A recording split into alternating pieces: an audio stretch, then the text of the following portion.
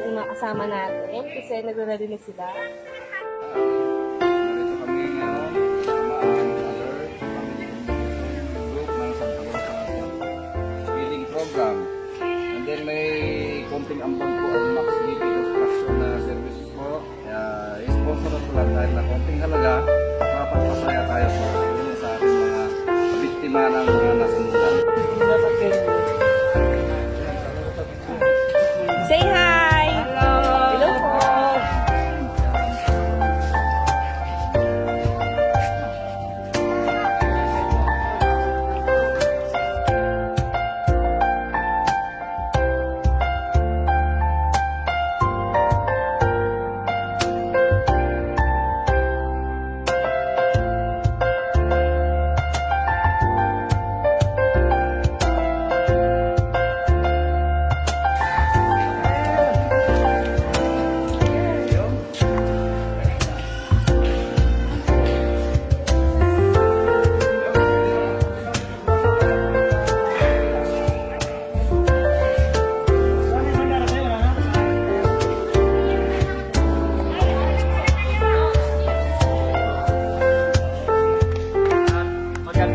Kami po ay taga-alert kong family na nakikilamay po sa inyong mga pangyayari dito sa ating kapwa barangay. Kami po ay taga-sakop lang din po ng Santa Rosa, Laguna.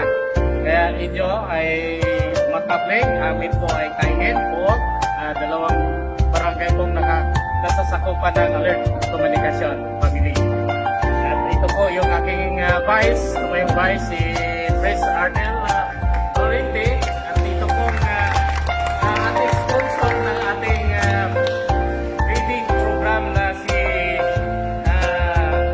Max DP Construction Service, Maximo de la Peña. Ito pong nakpakan.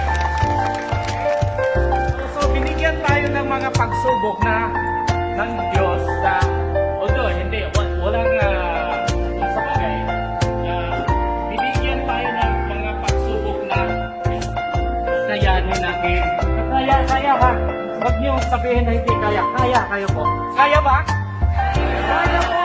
Dahil sa pagtulong-tulong, pagkikisa po natin ang bawat kapwa natin na mananampalataya sa Diyos, ay nakayanan natin yung mga pagsubok na dapat hindi natin kakayanin.